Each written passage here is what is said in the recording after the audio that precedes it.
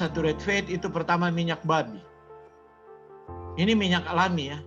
Minyak yang paling membunuh itu minyak babi. Itulah sebabnya kenapa Tuhan memasukkan makanan ini sebagai larangan di dalam Imamat pasal 11. Baik, selamat malam, selamat berjumpa kembali untuk semua umat Tuhan yang telah bergabung pada malam kedua Health Revival Online kita bersama Jemaat Kairos Flow Pamora Jakarta. Yang cerdas akan menjadi dokter untuk diri mereka sendiri bila mengerti filsafat yang benar mengenai kesehatan. Saudaraku, pada malam hari ini kita akan mendengarkan firman Tuhan dari pembicara kita, Bapak Frederick S. Waworuntu. Mari kita bersatu di dalam doa. Allah Bapa kami yang bertakhta di dalam kerajaan surga, pada saat ini Tuhan, kami umat-umat Tuhan, Jemaat Kairos, dan tergabung di dalamnya saudara kami seiman dari berbagai tempat, bergabung di aplikasi Zoom ini Tuhan, untuk kami mendengarkan kekabaran yang begitu indah yang akan disampaikan oleh Dr. Frederick Waworuntu. Biarlah kuasa Roh-Mu Tuhan hadir bersama-sama dengan kami, khususnya pembicara kami pada malam ini Tuhan, Dr. Frederick Waworuntu. Engkau Tuhan kirimkan Roh-Mu dari surga, memberkati hamba-Mu ini dalam setiap kata-kata, agar hamba-Mu boleh berbicara sesuai dengan kehendak-Mu.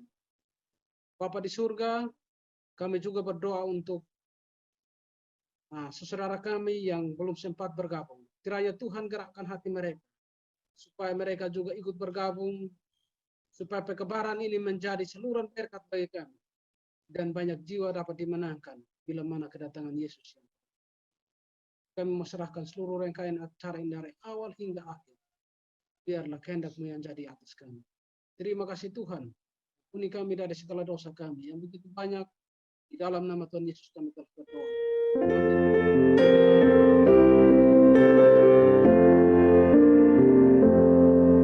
Dia sanggup, ku tahu Dia sanggup, ku tahu Tuhanku sanggup menyembuhkanku.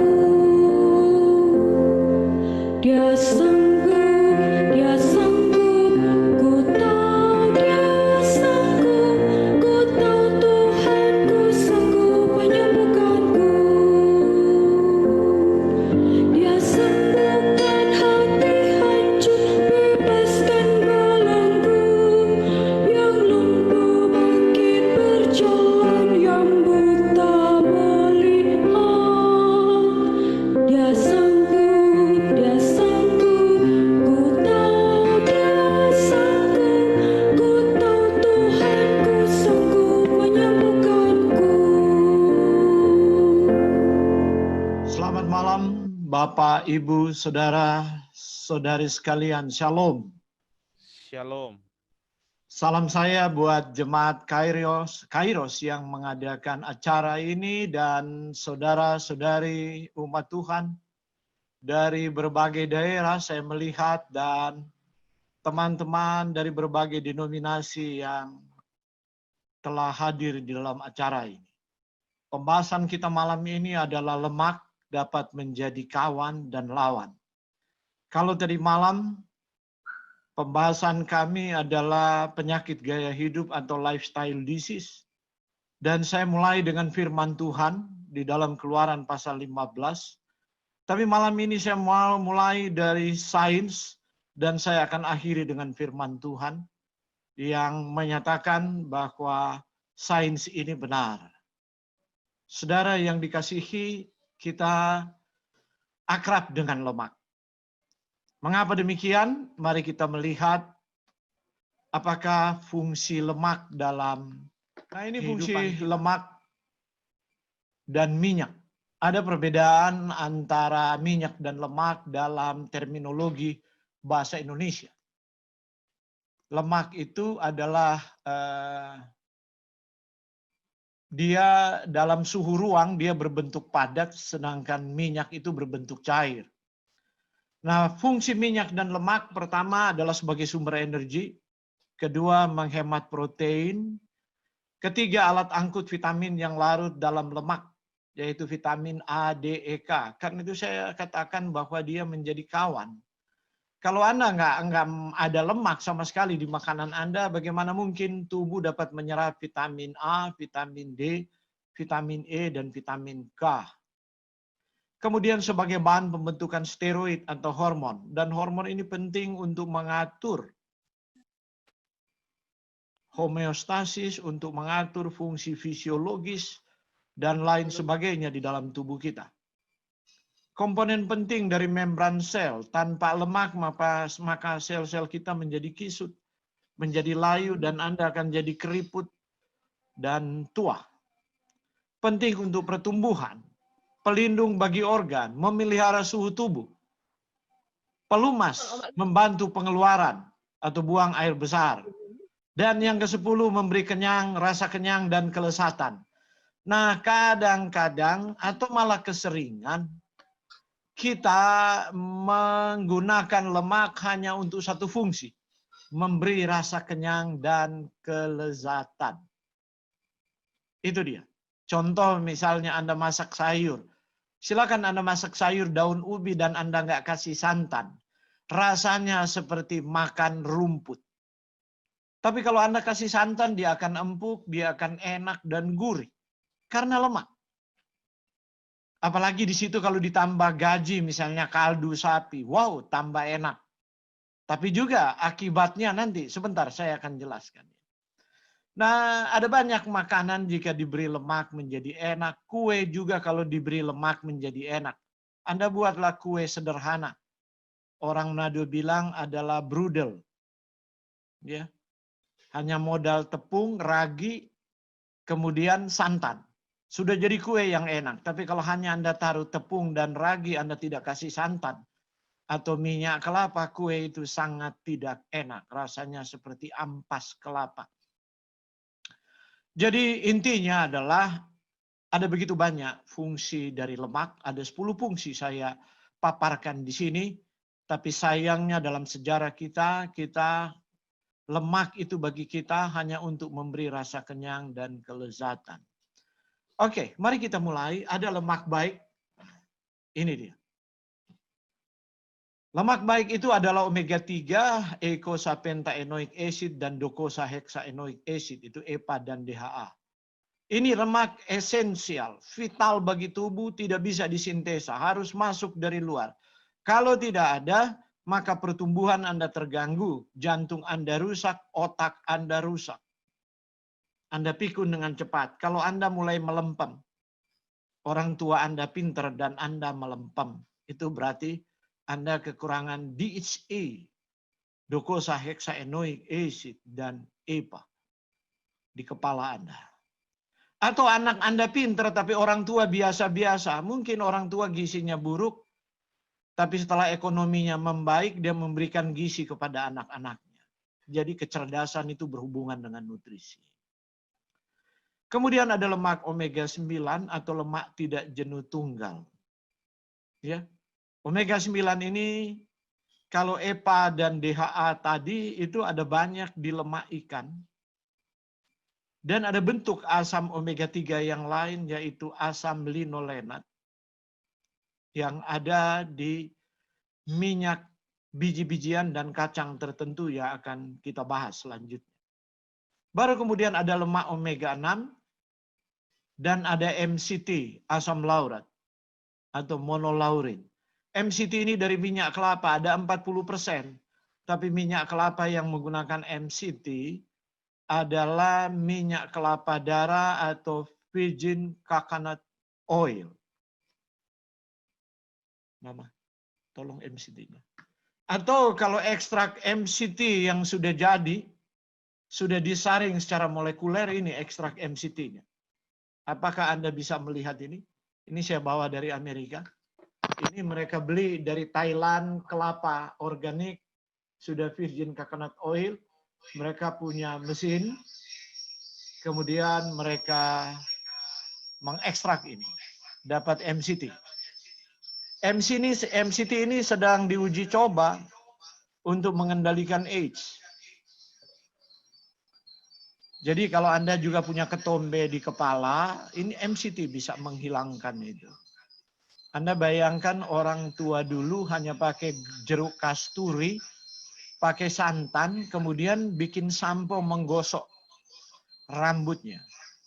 Rambutnya tetap hitam dan kemudian tidak berketombe.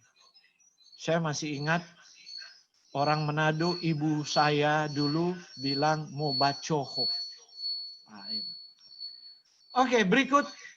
Mari kita lihat tadi yang saya sudah katakan, lemak-lemak baik itu ada yang disebut polyunsaturated atau jenuh ganda, yaitu omega 6.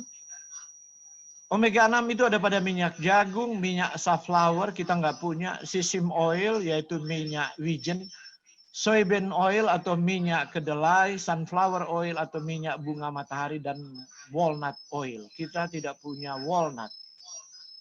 Walnut itu, Mama coba ambil walnut. Mama tolong walnut itu. Walnut itu kacang yang cuma dijual di Eropa dan Amerika, tapi di Cina juga ada. Nah,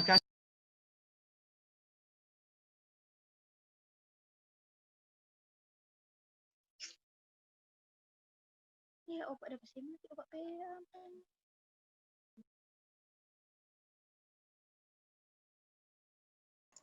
Say on.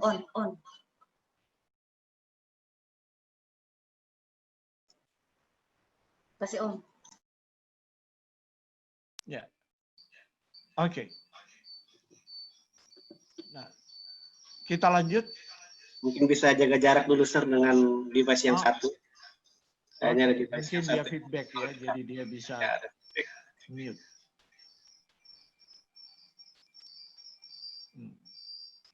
Hang lagi. Sebentar.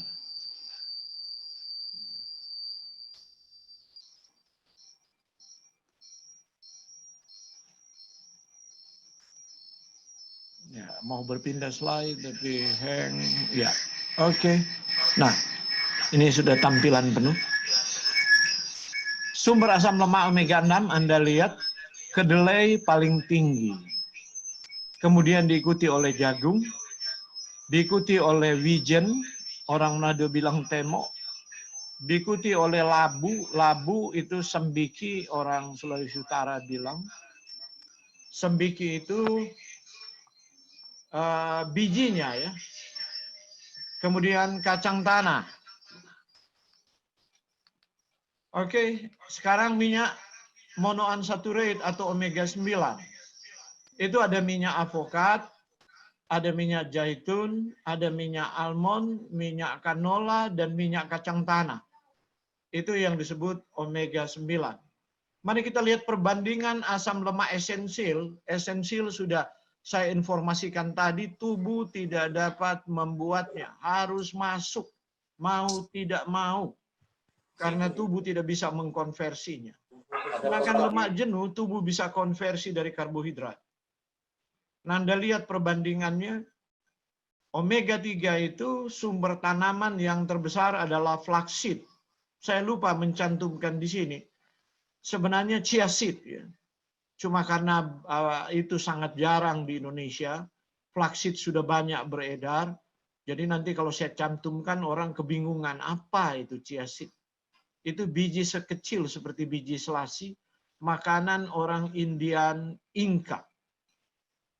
Dan mereka dapat bertahan di musim es di goa-goa. Saya sudah pergi di Colorado, di mana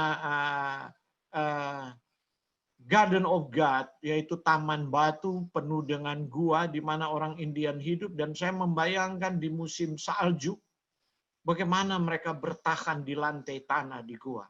Itu karena makanan mereka. Biji-bijian mereka kaya dengan omega 3. Omega 3 ini Anda masukkan ke lemari es, dia tidak bisa membeku.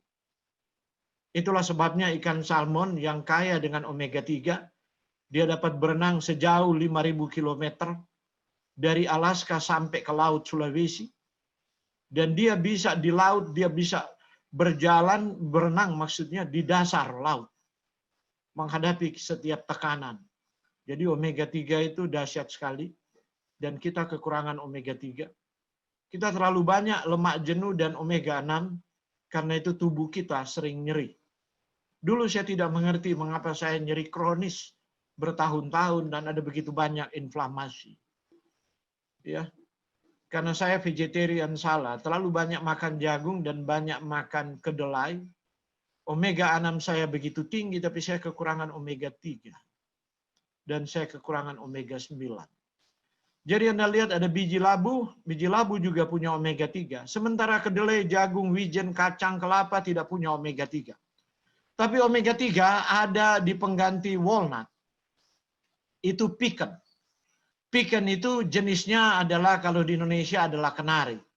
Jadi Anda boleh makan kenari.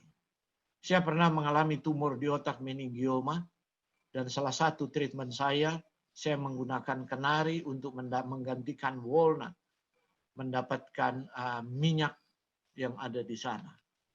Nah, Anda lihat ini sumber lemak dari kacang-kacangan. Ini yang diciptakan Tuhan di Eden.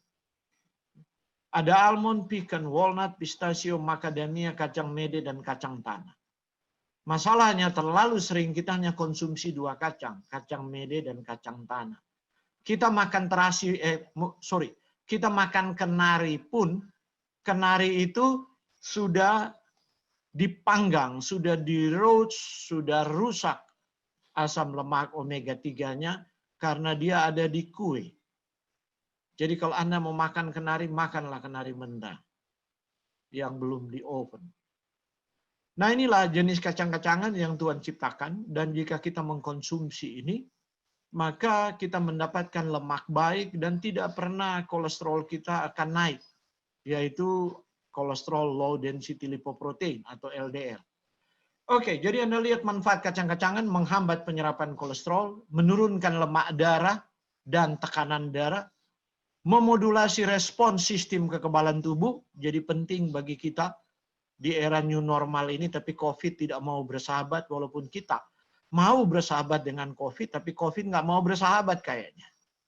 Sejak mulai kita bersahabat dengan COVID, justru angkanya di Indonesia sudah 70-an ribu. Jadi kita perlu memodulasi sistem imun kita supaya prima, ya, supaya tahan. Selain tentunya mengikuti protokol pemerintah dengan mengatur jarak, memakai masker, mencuci tangan, dari keluar jangan masuk rumah sebelum Anda mandi dan sebagainya. Tapi tetap sistem imun kita adalah benteng pertahanan yang paling adekuat untuk melawan virus corona ini. Kemudian agen perlindungan terhadap kanker dan antioksidan dan antimikroba. Mengapa di dunia modern begitu banyak kanker? Kita masih makan nuts, kacang-kacangan, tapi kacang tanah itu digoreng. Kalau Anda punya kacang tanah digoreng, di lemari Anda sekarang buang. Kalau Anda mau lolos dari penyakit kardiovaskular dan kanker. Kacang tanah, kacang-kacangan, di dalamnya ada minyak. Minyak kalau dipanaskan, kemudian dia teroksidasi. Minyak yang teroksidasi akan menjadi mediator inflamasi. Bisa menyebabkan plak kolesterol di pembuluh darah, bisa menyebabkan peradangan pada sistem imun. Sistem imun merespons itu dengan membuat peradangan, jadi promotor inflamasi, promotor radang. Paling tinggi kacang itu direbus atau di-roast, di oven sebentar. Yang disebut oven sebentar, suhu itu di bawah 150 derajat dan tidak lebih dari 15 menit. Tapi enggak enak makan begitu. Ya begitulah. Hawa juga karena mencari enak dulu, kemudian akhirnya kita berdosa. Dan dosa itu dibawa terus sudah 6.000 tahun sejarah manusia bergumul dengan rasa sadap, rasa enak. Saya sering kadang-kadang berpikir kalau membaca Alkitab, ya Tuhan, seandainya Adam dan Hawa tidak tergoda dulu memakan buah itu, maka tidak ada dosa, tidak ada penderitaan, tidak ada sakit penyakit, tidak ada kebodohan, tidak ada kemalangan, tidak ada bencana, tidak ada kematian, dan seterusnya. Cuma gara-gara buah yang Tuhan bilang jangan makan, tapi mereka makan. Kita pun sekarang bergumul dengan dosa yang sama sebagai anak-anak Adam. Selalu kita kalah pada rasa enak. Saya sedih, kadang-kadang pasien kanker saya sudah mulai remisi kankernya. Dia udah tekun mengikuti protokol 6 bulan. Dia bersuka cita untuk itu. Bulan ke-7 telepon saya. Pak Wawuruntu, boleh ngebaso enggak? Saya bilang saya bukan hakim moral Anda, saya bukan Tuhan, saya bukan Nabi. Saya hanya suara untuk menyampaikan kehendak Tuhan dan bukti-bukti dari sains. Kalau Anda mau langgar itu, tanggunglah resiko di dalam daging. Kalau Anda belum melampaui garis batas kasih karunia, Tuhan mengampunimu. Engkau akan hidup. Tapi kalau tidak, bagi Tuhan sudah cukup hidupmu di dunia ini. Sebab ditambah 100 tahun pun engkau selalu kalah dengan selera dan tidak pernah akan bertobat. Saudara, kanker penyakit terminal. Stroke sudah terminal di pembuluh darah. Tapi begitu banyak orang dikalahkan dengan selera. Inilah sejarah sedih di dalam kehidupan manusia. Nah macam-macam lemak jenuh, yaitu lemak yang tidak baik itu. Mari kita lihat saturated fat itu pertama minyak babi. Ini minyak alami ya.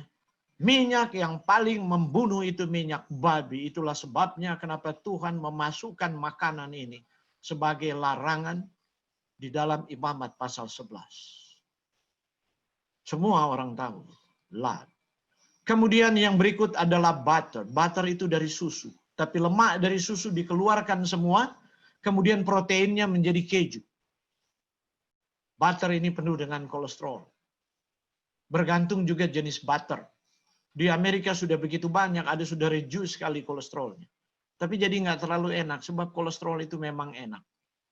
Contoh kalau Anda sudah rasa makan otak, ya di zaman anak-anak saya rasa makan otak. Otak-otak hewan. Otak itu enak sekali, lembut seperti tahu.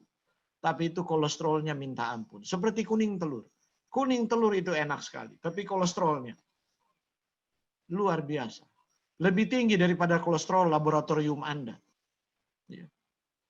Jadi kalau Anda tes kolesterol dan dokter katakan bahwa di atas 150 itu kolesterol sudah high, nah di telur itu 200 lebih, 1 butir telur.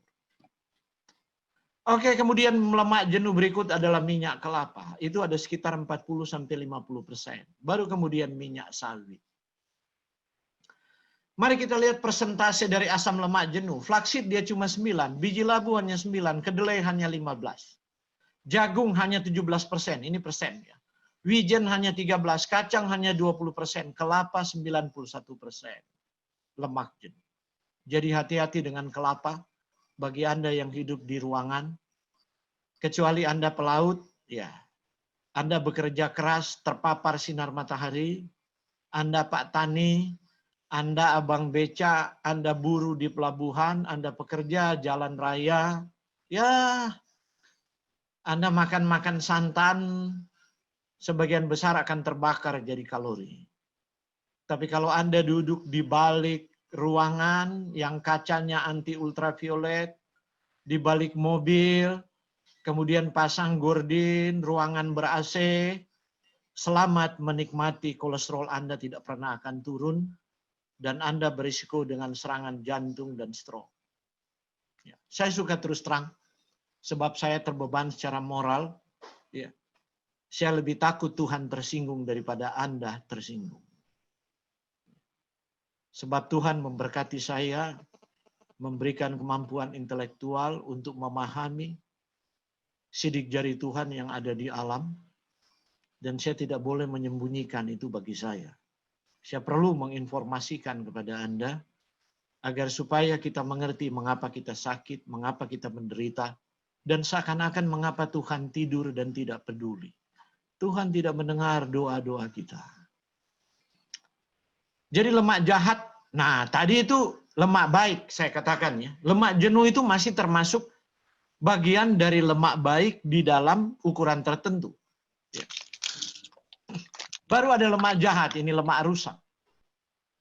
Itu lemak trans, itu minyak terhidrogenasi dan margarin atau lemak tengik. Nah, minyak terhidrogenasi itu kalau Anda baca makanan, ya, kalau di luar negeri ditulis, tapi di Indonesia kadang-kadang menipu itu, tidak tulis itu makanan punya ingredients. Anda baca aja dia tulis mengandung trans fatty acid. Atau mengandung, kalau Malaysia bilang mengandung lemak tepu. Tapi kalau kue datang dari luar itu gabin, biskuit, mari, dia tulis minyak terhidrogenasi. Atau hydrogenated vegetable oil. Itulah margarin. Dan tidak ada kue di dunia ini yang tidak memakai margarin. Sebab margarin itu anti basi, antibakteri, dan enak. Membuat kue tahan lama dan sangat enak. Itu margarine.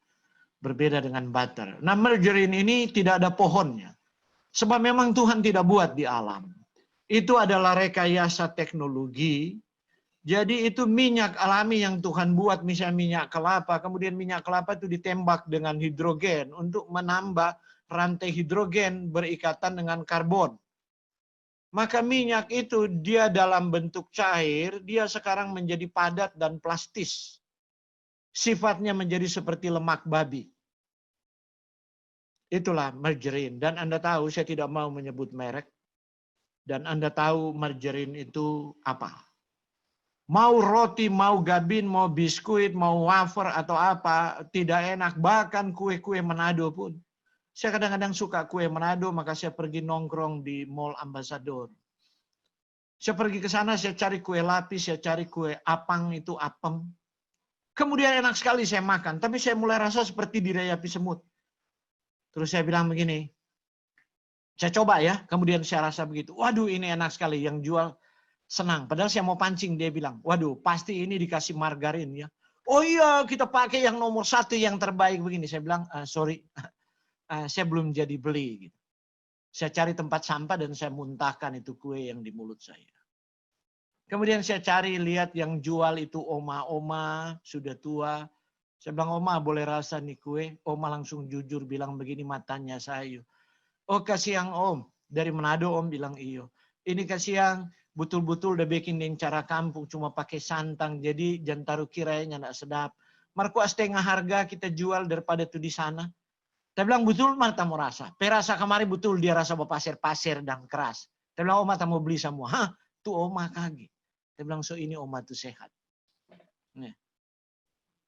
Saudara, jadi kalau kita masih makan apang, masih makan cucur, masih makan balapis yang dari kue yang dibuat pakai santan, itu masih relatif sehat. Ya. Asal kita berolahraga. Tapi kalau kita mulai makan cucur modern, apang modern, balapis modern, ini kue-kue kampung. Apalagi kalau cake. Orang Manado bilang, oh dodo sedap sekali memang. Mar tunggu. Dia bikin nyeri, dia bikin kelelahan kronik. Kita dipijat-pijat, dari muda kolesterol naik. Tapi kan anak-anak tidak pernah diperiksa kolesterol. Saya masih ingat satu waktu saya bikin seminar di gereja besar. Bethany Successful Family. Satu gereja besar, kemudian habis saya seminar, dokter-dokternya mengerubungi saya dan katakan, Pak ada bukti jurnalnya, Bapak ngomong begini-begini. Saya bilang memang karena saya melihat orang awam, saya tidak sertakan jurnal. Saya mohon maaf kalau ada bapak-bapak dokter dan ibu dokter yang hadir. Soalnya bla bla bla begini, saya baru mau sebut, baru satu jurnal saya sebut. Belum saya sebut jurnal yang lain. Seorang nyelutuk, seorang ibu, dan katakan, maaf saya mau beri komentar, saya kepala prodia di provinsi ini. Dan apa yang Bapak itu katakan benar. Kami pernah mensurvei anak-anak SD trigliserid dan kolesterolnya tinggi. Karena itu mereka gelisah, tidak bisa tidur, mereka keringatan di malam hari, dan mereka jadi hyperaktif. Semua yang lain tercengang. Saya bilang terima kasih Ibu. Penelitian yang dibuat oleh Prodia itu tidak bisa dibantah. Langsung tutup mulut semua. Itu dokter-dokter. Saudara, saya mau katakan makanan modern yang ada di mall. Semua mengandung trans fat. Mulai dari donat dan sejenisnya. Dan kita bawa anak-anak kita ke sana. Kita mau menyenangkan hati mereka atau membunuh mereka lebih cepat. Kita harus menjawabnya. Sebelum garis batas kasih karunia dilampaui dan Tuhan betul-betul tutup mata. Mari saudara lihat berapa banyak keseimbangan asam lemak esensial yang kita butuh dalam keseimbangan dengan lemak jenuh untuk mendapat kalori dari lemak yang proporsional. Saya coba dari berbagai jurnal mencarikan untuk yang cocok untuk diet di Indonesia. Maka ini presentasinya. Lemak jenuh jangan lebih dari 6%, omega 9 juga 6%.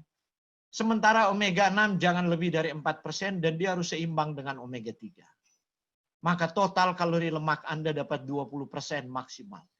Tapi kalau Anda sudah menderita penyakit kardiovaskular yang diizinkan dalam clinical trial oleh Dan Ornish yang saya sebutkan tadi malam. Mama tolong ambil buku Anduit itu. Yang di lemari itu. Dari Dan Ornish.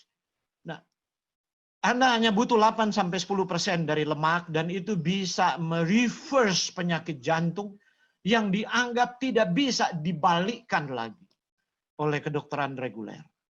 Tapi Dan Ornish dan Caldwell Esselstyn, sebenarnya saya sudah singgung tadi malam, dua dokter sangat legendaris di Amerika, yang menanggalkan kedokteran reguler mereka setelah mereka praktek dengan jam terbang hampir 40 tahun di bidang kardiovaskular, dan kemudian mengajar orang-orang dan membuat klinik untuk mengobati orang-orang kardiovaskular dengan nutrisi.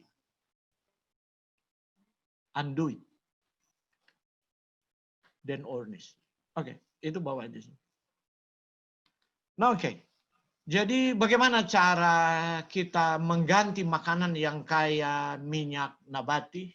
Jadi kita dapat mengganti tempatnya minyak jenuh itu saturated fatty acid dari daging dan produk susu dan telur. Ya, Anda bisa ganti dengan kacang-kacangan dan biji-bijian. Itu yang Tuhan ciptakan di Taman Eden dan Tuhan suruh makan. Saya sudah bahas tadi malam. Ya. Saya tidak akan tampilkan lagi PowerPoint. Oke. Jadi semua jenis lemak dan minyak mengandung kalori tinggi, tetapi hanya beberapa yang merusak pembuluh darah dan jantung.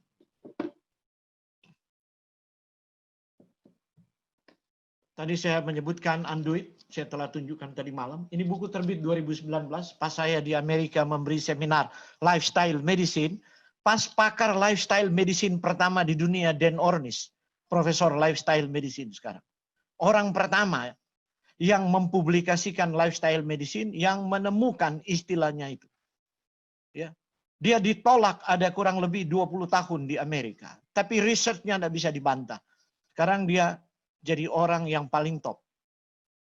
Kemudian saya keliling Amerika memberi seminar Lifestyle Medicine. Dan di tahun 2019, dia kemudian launching bukunya ini. Anduit. Ya. Anda lihat di sana dia katakan, how simple lifestyle change can reverse most chronic disease. Jadi ada banyak penyakit kronis yang dapat dibalikkan, di-reverse, hanya dengan change lifestyle. Ubah pola makan kita. Di antaranya mengganti biji-bijian dan kacang-kacangan yang Tuhan sudah atur proporsi lemaknya di sana. Komposisi lemaknya Tuhan sudah atur, tidak usah tanya-tanya. Tuhan itu ahli kimia. Tuhan sudah atur. Kalau tubuh sudah cukup, dia nggak akan diserap lagi sebab ada serat yang menahannya. Ada fitokimia yang menahannya. Kemudian semua nanti akan jadi pup. Tapi kalau kita ekstrak lemak itu dan kita masukkan itu diserap 100%. Itu yang jadi problem utama. Kenapa desain Tuhan di alam lebih baik? Sekarang ada diet gila namanya keto diet. Saya bilang itu diet gila. Itu diet laboratorium pertama dipakai. Sebenarnya untuk mengendalikan orang diabetes sebab mereka mau memblok karbohidrat dan mengganti dengan lemak. Sekarang diet itu mulai ditinggalkan, tapi nggak tahu kemudian dia bocor dan sekarang banyak keto diet orang pakai untuk menurunkan berat badan. Tetapi Ornish dan Caldwell Esselstyn sangat menentang itu. Sebab bukti klinis penggunaan jangka panjang sangat-sangat merugikan sistem kardiovaskular. dan liver Anda. Anda langsing, tapi liver Anda bermasalah. Jantung Anda bermasalah. Langsing tapi mati. Silakan Anda pilih, atau pakai cara Tuhan, maka Anda sehat dulu, energik, kemudian Anda langsing. Ini yang saya kampanyekan sejak tahun 2007. Sehat, energik, dan langsing. Dengan program detox, menggunakan protokol natural yang Tuhan sudah tetapkan di alam. Jadi Anda lihat kalau Anda makan lemak dan minyak, fat and oils, dia buat sludging. Sludge, jadi ada lumpur di pembuluh darah Anda.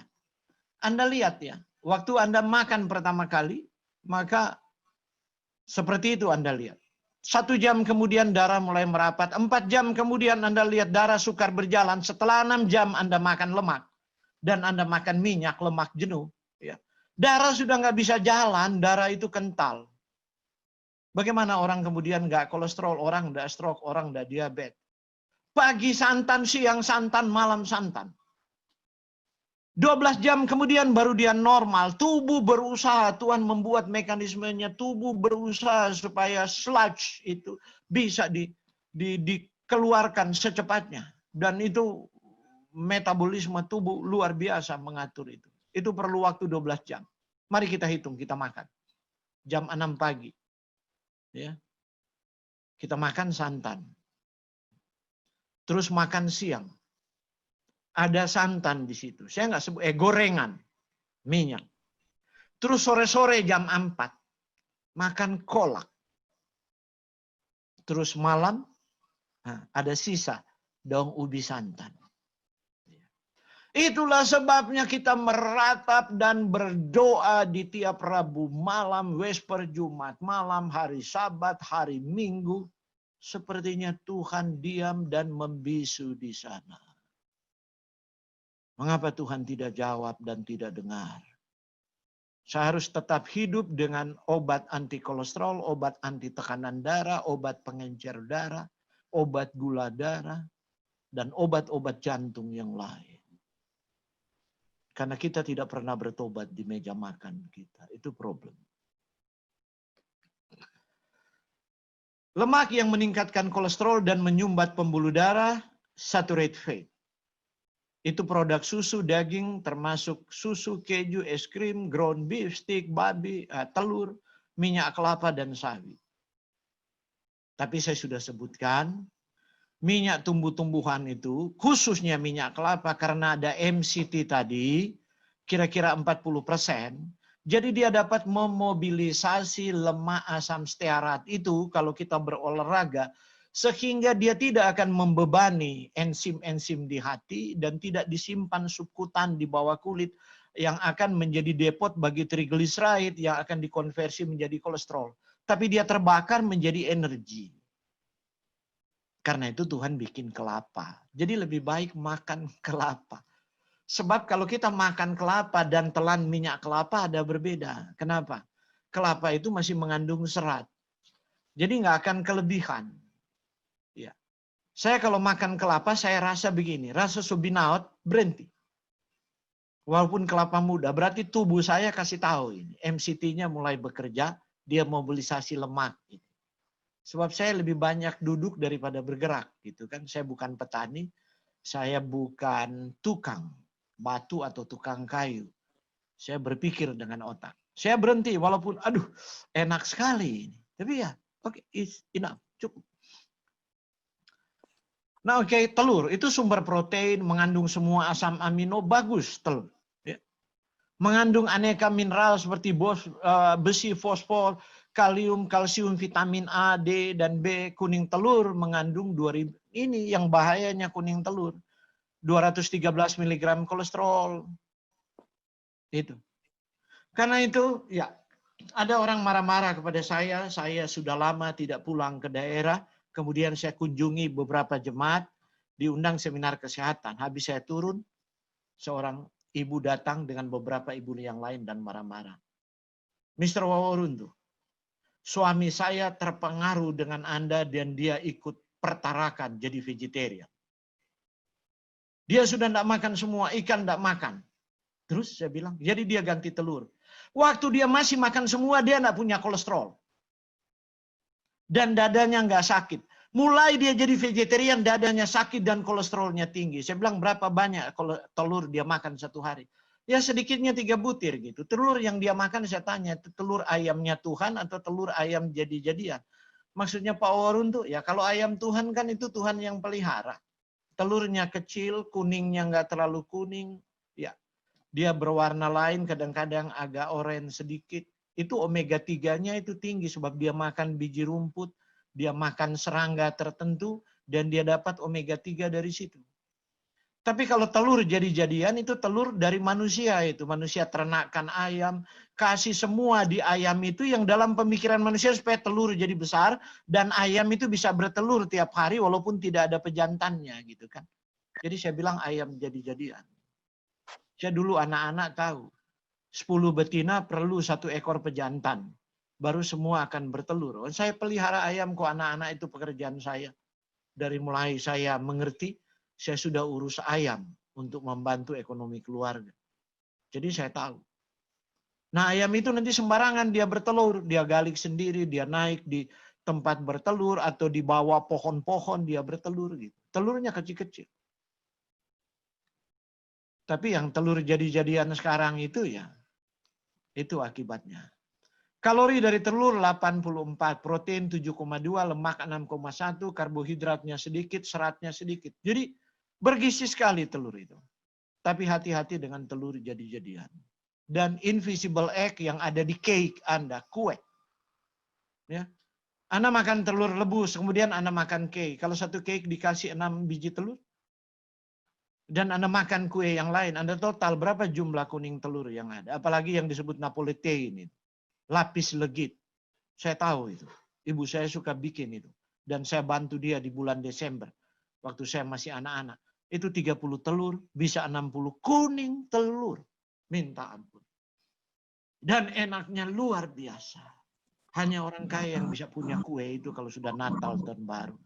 Sementara menyambut kelahiran Yesus bagi banyak orang Kristen, mereka bunuh diri sementara merayakan kelahiran Yesus yang telah menebus mereka. Sebuah anomali dalam kehidupan Kristen yang sungguh menyedihkan. Saudara, lemak yang meningkatkan kolesterol dan menyumbat pembuluh darah, trans fat. Nah ini dia. Ini lebih gila dari lard atau lemak babi. Trans fat ini terbentuk saat minyak sayur dikeraskan jadi padat supaya tahan lama untuk mempertahankan cita rasa. Contoh margarine, shortening, makanan deep fried seperti kentang goreng, ayam goreng, pastry, cookies, donat, dan crackers. Saya sudah sebutkan tadi. Ya, itu semua mengandung trans fat. Trans fat ini kejahatannya pada saat yang sama dia naikkan LDL dan dia turunkan LDL. Jadi rasionya menjadi tinggi. Dan onset serangan kardiovaskular menjadi lebih cepat. Jadi kalau Anda tes kolesterol, jangan cuma tes total kolesterol. Tes rasio LDL dan HDL. Kalau HDL tinggi, LDL juga dia naik. Mentok sampai 200. Kalau rasionya kecil, misalnya 3, ya masih bagus. Tapi kalau LDL dia, dan itu semua hasil lab orang modern. Saya hari-hari orang konsultasi dan bawa hasil lab mereka. Saya bilang mana hasil lab begini. Tolong periksa Anda punya rasio. Selalu HDL mereka turun ke bawah dan LDL mereka naik. Saya bilang isi ini 11 halaman assessment. Dan saya periksa di situ. Itu semua trans fat. Mau makan cake, mau makan pagi-pagi susu dan biskuit. Bayangkan. Sore-sore nanti ada donat, ada crackers, ada cake, ada roti, ya semua yang enak-enak begitu. Itulah sebabnya sebuah pertanyaan adalah, saya tahu sementara memonitor ini ada banyak orang Advent. Orang Advent tidak makan babi. Tapi dihitung dengan jari orang Advent yang mencapai 80-90 tahun. Sementara yang masih makan babi, masih mencapai usia itu di kampung-kampung. Dulu saya bingung dan bertanya, why Tuhan kenapa? Setelah saya belajar naturopathic medicine dan molecular nutrition, saya kemudian memahami.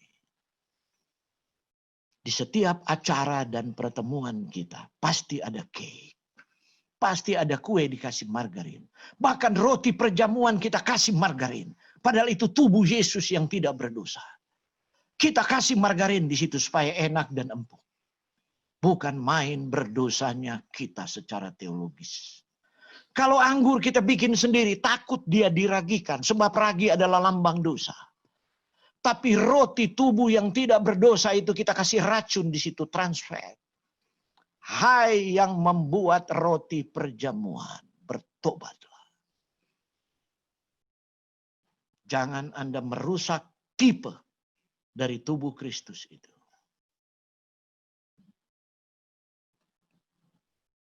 Saudara, trans fatty acid and cardiovascular disease, New England Journal of Medicine. Ini jurnal yang sangat bergengsi. Kemudian Anda lihat di sini, American Journal of Preventive Medicine. Itu mereka meneliti di Denmark's Policy on Artificial Trans Fat and Cardiovascular Disease. Saya ringkaskan penelitian itu. Elsevier ini publikasi ilmiah yang sangat terkenal. Sebelum kebijakan lemak trans dilaksanakan, tingkat mortalitas kardiovaskular disease atau penyakit jantung dan pembuluh darah di Denmark rata-rata tertimbang dari negara persemakmuran Eropa, OECD lainnya, yaitu kelompok kontrol sintetik. Rata-rata tahunan adalah 441,5 kematian per 100.000 orang dan 442,7 pada kelompok kontrol sintetik. Dalam 3 tahun setelah kebijakan diterapkan, artinya pelarangan trans fat di seluruh dunia, Denmarklah yang pertama kali melarang trans fat, melarang margarin, tidak boleh masuk, tidak boleh diproduksi. Denmark. Amerika meratifikasi undang-undang ini tahun 1996.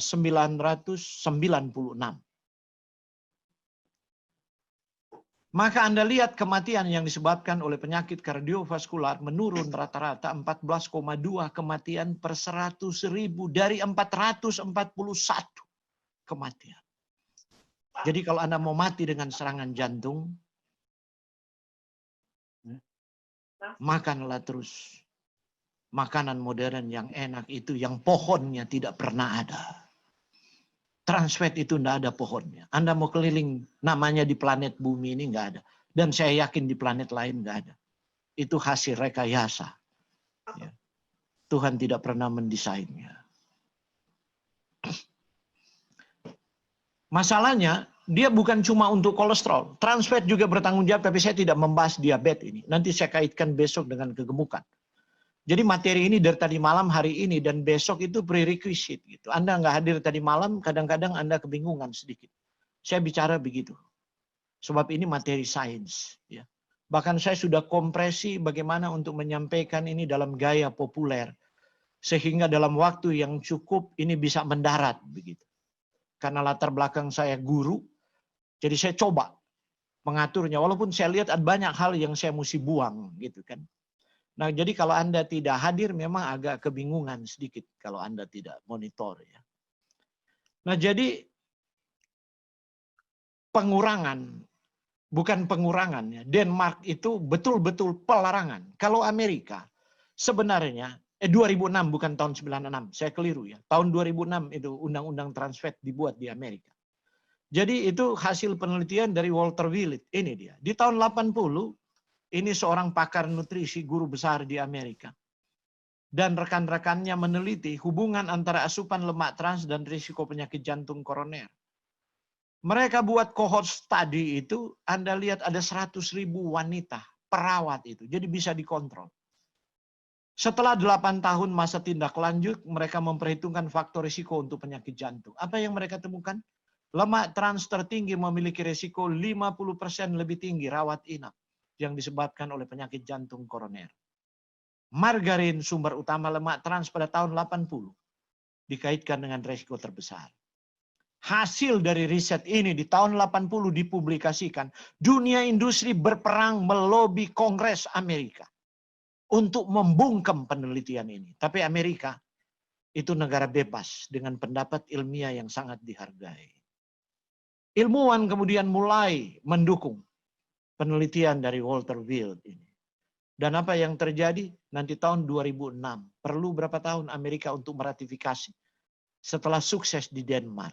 Dan Amerika harus membayar biaya kesehatan yang begitu tinggi untuk tingkat kematian kardiovaskular yang nomor 1 juga di Amerika. Dan biaya asuransi yang meningkat setiap tahun. Akhirnya telah diratifikasi, harusnya 0. Jadi Departemen Kesehatan Amerika maunya 0, tapi kemudian dilobi. Dunia industri melobi, akhirnya Amerika kasih keluar kompromi. Diizinkan trans fat itu, boleh beredar, tapi hanya 500 mg per 100 gram. 500 mg, 0,5 gram. Supaya Anda tahu, trans fat yang beredar di Indonesia mungkin 20-35 gram per 100 gram. Itulah sebabnya waktu saya seminar lifestyle medicine di Amerika, pertama kali saya tiba dan saya kampanye, orang tercengang semua. Saya pikir mungkin mereka tersinggung. Tapi kemudian di belakangnya ya karena ya mereka juga mendengarkan firman Tuhan. Akhirnya mereka datang satu persatu. Pak, Sir, Om, tolong doakan kenapa? Saya ambil keputusan, tapi anak-anak saya kenapa? Mau buang itu margarin yang kami bawa dari Indonesia. Saya bilang, maksudnya? Soalnya begini, margarin di sini ndak enak kalau mau bikin kue. Terlalu encer, cup margarin. Sebab dia cuma punya 0,1 gram. Jadi ndak enak. Jadi kalau ada keluarga dari Indonesia datang ke Amerika, mereka minta kirim berkaleng-kaleng besar dan simpan untuk metumis sayur, mau bikin kue. Tapi setelah mendengar seminar saya, tahun 2018, 5 state bersih. Orang Indonesia punya trans fat. Mereka buang dari semua lemari. Mereka bilang, inilah kita sudah hidup sehat, kenapa kita juga masih kena omset kardiovaskular. Ternyata ini, kenapa Tuhan tidak menjawab doa kami? Sebab saya ngomong agak keras. Waktu ada yang bertanya sengak, saya ngomong begini. Anda Advent tidak makan babi lagi. Saya jamin Anda masih bisa capai umur 80 tahun. Tapi kalau Anda hidup dengan trans fat, Anda akan berakhir dengan rematik, Anda berakhir dengan gagal ginjal, kanker, diabetes, atau serangan jantung. Pilih. Mau buang margarin Anda, atau Anda makan babi kembali. Sebab itu masih lebih sehat dari margarin. Karena dia betul-betul bertanya dengan konyol. Duh, orang kaget sekali. Saya bilang buka mata Anda dan lihat. Bandingkan dalam studi epidemiologis. Lihat berapa umur harapan hidup yang dicapai. Setelah Anda tidak makan lemak jenuh. Mengapa Tuhan memberi pembatasan tentang lemak itu dalam makanan? Tapi sekarang kita mengubah dengan teknologi membawa masuk yang lebih rusak dari apa yang Tuhan batasi. Luar biasa. Ini trans fat itu. Masuk dalam makanan kita dan lemak jenuh. Ya. Pagi-pagi makan telur, minum susu. Saya itu. Semua yang saya sebutkan ini makanan saya. Sampai saya berusia 28 tahun. Oh enggak, sampai umur 30. Es krim. Trans fat. Kemudian ini dia, trans fat. Saya kasih contoh satu. Ya. Kemudian ini, ya sekarang banyak coklat yang sudah tidak mengandung trans fat. Ditulis no trans fat. Anda lihat kalau dari Amerika, dari Eropa, no trans fat, no trans fat. Gitu. Kemudian ini, ya makan roti dilapis dengan margarin. Ini kesenangan saya. Taruh meses di atas atau taruh coklat. Susu kental manis coklat, kemudian taruh di panggangan dan bakar. Dulu belum ada panggangan Philips bakar roti. Saya bakar di panggangan ikan. Waktu saya kuliah. Jadi saya punya pengalaman semua ini. Saya tidak bicara omong kosong. Kemudian ini waktu ulang tahun. Ya, kita bikin anak-anak kita kue, kita kasih margarin, kemudian kita tepuk tangan. Panjang umurnya, sehat badannya. Saudara, padahal kita sementara menyumpai anak itu. bahwa dia akan menderita lebih cepat seperti saya, inflamasi kronik bertahun-tahun, karena saya hobi nastar, kastenges, roti tawar dengan margarin. Saya bertobat nanti di usia 34 tahun. Enggak, 35 tahun. Sudah sedikit terlambat. Karena itu saya berjuang dengan berbagai bawaan penyakit, tapi bersyukur kepada Tuhan, saya masih bertahan sampai saat ini dan belum pernah diopnam. Ibu-ibu, kalau pertemuan kaum ibu, kita suka dengan ini, brownies.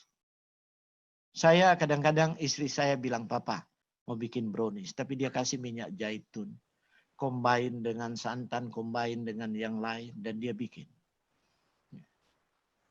Kemudian ini yang saya bilang paling enak.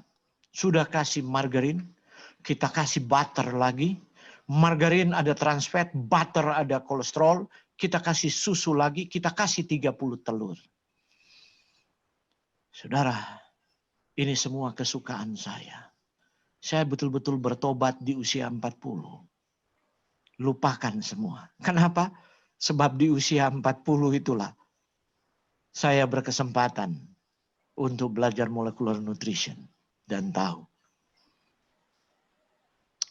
Jadi Anda lihat kita punya higher center, kita punya otak. Kita nggak mau otak itu rusak dan dia mati kemudian kita jadi pikun dan Alzheimer. Anda kalau sudah jadi Alzheimer betul-betul Alzheimer itu menakutkan gitu kan. Orang jadi pikun cepat gitu kan. Dan banyak orang saya tahu menjadi pikun. Kemudian jantung Anda, mana Anda mau pilih? Jantung atau otak yang rusak? Dua-dua bisa dirusak dengan lemak-lemak tadi. Mari kita lihat. Pertama, kalau Anda masih makan daging, masih masuk homocysteine. Kemarin saya bahas kemarin malam tentang protein, tentang daging. Jadi terjadi peningkatan radikal bebas. Kemudian menyebabkan kerusakan pembuluh darah. Ya, kemudian terjadi penyumbatan pembuluh darah. Tapi di daging itu juga mengandung kolesterol. Dia membuat penyumbatan ini bertambah dan kerusakan pembuluh darah itu bertambah. Kemudian di daging itu dan telur ada asam arakidonat. Dia menambah penyumbatan pembuluh darah. Kemudian kita suka nyamil, trans fat. Iya. So oma masih memakan cake, makan donat, nastar, dan kastengal. Aduh. Saya ingat itu dosa-dosa saya dahulu seperti itu. Dan inilah akibatnya, stroke. Sekarang, tadi malam saya katakan, kalau dulu stroke di waktu saya anak-anak, stroke nanti opa. Kemudian mendadak meninggal, serangan jantung dibilang. Opa, oma. Kemudian seiring saya bertambah besar, saya sudah SMA, umur 60. Tuh opa masih kuat-kuat, dia berjalan masih ada bercerita, apa so meninggal? Serangan jantung. Setelah saya kuliah, bukan opa, umur 50, umur 40. Sekarang, bukan cuma umur 30. Orang-orang muda di Amerika, anak SMA ada yang sudah stroke. Di Eropa. Saudara, dunia kita seperti mimpi buruk. Karena itu saya katakan bahwa kalau Tuhan Yesus tidak cepat datang dan mengakhiri sejarah kita, ada kemungkinan kita semua akan mati dengan sendirinya. Karena bunuh diri di atas meja makan kita. Ini progression of coronary artery disease. Jadi bagaimana penyakit jantung yang membunuh, ada berbagai penyakit jantung, tapi penyakit jantung koroner ini, bagaimana progresnya? Mari kita lihat. Ya. Waktu berumur 10 tahun masih bersih. Tapi ini data saya sudah lama, saya lupa perbaiki. Sekarang umur 9 tahun kok sudah ditemukan ada plak. Umur 20 kemudian plak mulai ada, umur 40. Jadi Anda lihat itu. Plaknya itu mulai 40 itu mulai terasa. Dan kemudian itu masih no simptom. Karena penutupannya baru 30%. Nggak ada simptom sama sekali. Nanti dia simptomatik kalau penutupan sudah 60%. Jadi itu pembuluh darah kurang 40%. Mulai ada sedikit simptom. Nyeri agina itu namanya. Di dada sebelah kiri. Dan saya merasakan itu. Di saat saya masih muda. 30 tahun. Sebab saya perokok. Pengkonsumsi trans fat. Dan saya besar sampai umur 27, makanan tiap hari ada babi, ada RW di atas meja. Ada kawok, ada tikus, ada kelelawar, ada anjing. Dan saya berteriak kepada Tuhan minta hidup. Dan saya belum tahu apa yang membuat jantung saya seperti itu. Saudara, kemudian terjadi coronary insufficiency. Itu angina pectoris saya bilang, nyeri di dada kiri itu. Ya. Jadi itu penutupan sudah 60%. Nanti infarction miokardia, otot jantung itu mulai mati. Kemudian terjadi iskemik kardiomiopati. Ya, karena kekurangan oksigen di otot-otot jantung, jika penutupannya sudah 90%. Dan terjadilah gagal jantung, congestive heart failure. Sudah terlambat. Kita baru mau bertobat datang kepada Tuhan setelah kondisi seperti ini. Saya mengalami ini di usia 35 tahun. Tapi saya diam-diam, saya nggak mau ke rumah sakit. Saya mengubah dan menjadi vegan. Tapi masih salah juga. Karena saya belum studi, belum tahu tentang pengaruh trans fat. Saya masih suka cake nastar kastengel. Masih bakar itu sate gluten dikasih margarin. Padahal gluten dan margarin juga itu mempromot. Saya coba singgung besok tentang gluten. Mari kita lihat ya, bagaimana hasil dari 25% trans fat dalam menu dan 200 sampai 250 mg kolesterol diet. Jadi kalau Anda masukkan margarin 100 gram di menu Anda setiap hari, Anda dapat sekitar 25% lemak jenuh maksudnya. Ini lemak jenuh ya, dan kolesterol. Ya. Anda lihat setelah 3 tahun 41% terjadi penutupan. Anda punya pembuluh darah, hanya perlu 3 tahun. Ya. Lemak jenuh di makanan Anda itu 25% dari total kalori. Ya. Kalau besok saya ingat, saya akan kasih cara menghitung kalori. Kemudian 250 gram kolesterol. Jadi ceritanya Anda makan sate, Anda makan soto, Anda akan dapat itu. Anda makan santan, kemudian Anda tambah dengan telur. Apalagi telur kong mau masak tuturuga, cocok sekali. So telur kong mau masak di santan lagi. Pagi-pagi Anda minum susu. Gitu. Nah, kemudian makan kolak sore-sore. Ya, itulah dia. 3 tahun kemudian sudah 41%. 5 tahun kemudian 65%. 7 tahun kemudian 77%. Setelah 10 tahun 85%. Biasa 85% kita mulai ngos-ngosan. Olahraga pun sudah mulai nggak bisa. Ya. Tapi kalau baru 1 menutup, orang nggak terlalu terasa. Tapi kalau sudah 3 cabang utama menutup, nah itu. Dokter suruh ring semua. Tapi dia tidak bertobat. Dia pikir sudah ring, sudah lolos. Padahal ring itu, ya, ring itu cuma dikasih masuk untuk tongka itu orang Manado bilang, untuk menahan, membuka yang menutup itu. Ya. Tapi nanti menutup lagi di depannya. Karena kita tidak ubah pola makan kita. Sehingga 3-4 tahun di ring, masih di ring lagi. Sampai sudah nggak ada tempat untuk ditaruh ring. Jadi dokter bilang bypass. Sudah di bypass tidak bertobat. Maka 4 tahun kemudian pembuluh koroner baru yang di bypass itu menyumbat kembali. Kenapa saya katakan saya pernah seminar di Jawa Timur. Ada orang pernah dengar dan dia bantah saya. 4 tahun kemudian saya bikin lagi seminar. Masih ketemu dia tapi sudah kepayahan. Di kursi roda. Sementara menangis meratap pingin ketemu saya. Tolong saya. Saya sudah bypass 4 tahun yang lalu. Tapi kok masih menutup? Saya bilang, Anda telah menyumpah diri Anda sendiri. Bukan saya nggak hormati, Anda lebih tua dari saya. Tapi waktu Anda bantah saya sesudah keluar dari seminar, Anda telah sumpahi diri Anda sendiri. Nggak ada bypass kedua. Oke, ini protokol saya tulis. Tanyalah kepada Tuhan, si pemberi umur. Apakah Anda masih diberikan usia lagi? Saya hanya jalan. Saudara, bagaimana kalau diturunkan? Lemak jenuh itu 10%. Ya. Dan Ornis menggunakan 8 sampai 10%. Catwell Accestin 0%, lebih restrict lagi. Ya. Tapi 8 sampai 10% dia telah bikin heboh, bukan cuma Amerika, seluruh dunia. Anda lihat, itu lifestyle heart trial, sangat terkenal sekali. After 1 year, setelah 1 tahun, 24% penurunan total kolesterol. LDL kolesterol turun 37%. Kemudian di angiografi. Hasil angiograsi 82% regresi. Anda lihat. Bisa regresi. Hanya 14% tidak ada perubahan dan 40% progresi dalam populasi yang di lifestyle hair trial. Kemudian semua lesi yaitu kerusakan pada pembuluh darah, kemudian pembuluh darah itu karena terjadi ateroma yang dianggap oleh kedokteran reguler itu irreversible, tidak bisa di-reverse. Karena itu harus minum obat pengencer darah, obat jantung, obat kolesterol dan obat tekanan darah seumur hidup. Tapi 2,2% overall regression dari aterosklerosis. 9% meningkatkan aliran darah. Kemudian lesi yang lebih besar dari 50% yang menutup. 5,3% regresi dan 23% meningkatkan aliran pembuluh darah.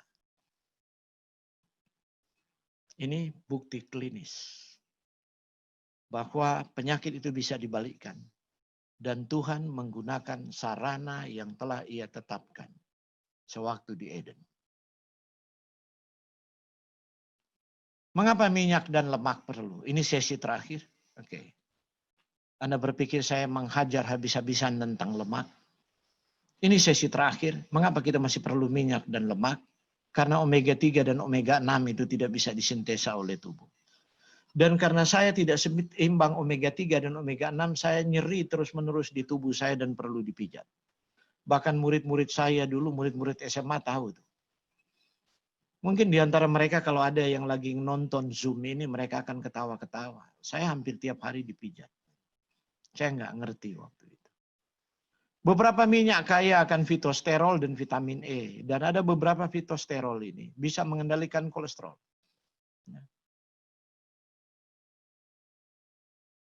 Contoh fitosterol dari kedelai. Telah terbukti bahwa bahkan itu diakui oleh Food and Drug Administration. Itu mampu meregresi omset kardiovaskular. Jadi kalau Anda makan tahu dan tempe minimal 4-5 kali satu minggu, itu Anda membantu pembuluh darah Anda untuk dibersihkan. Mari kita mulai molekul shalom. Saya sebutkan, saya coba meringkaskan disertasi dari seorang pemenang 2 kali hadiah Nobel di bidang nutrisi. Saya bikin sangat sederhana ya. Jadi mengapa kita bahagia tanpa nyeri, tanpa inflamasi? Karena ada yang hambat peradangan. Yang menghambat peradangan itu namanya prostaglandin monoenoat. Saya tidak bisa sederhanakan mengganti istilah teknis ini. Prostaglandin monoenoat ini dibuat dari asam lemak di homogamma-linolenat. Ini nama-nama aneh itu. Ya. Di homogamma-linolenat ini dibuat dari gamma-linolenat. Gamma-linolenat ini dikonversi dari asam lemak omega 6. Kenapa kita perlu omega 6? Di kedelai itu tertinggi. Tapi dia perlu seimbang dengan omega 3.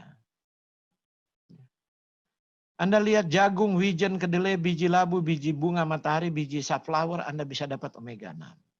Tapi kalau Anda mau pintas potong langsung, karena kadang-kadang orang sudah tua omega 6 nggak bisa dikonversi jadi gamma-linolenat.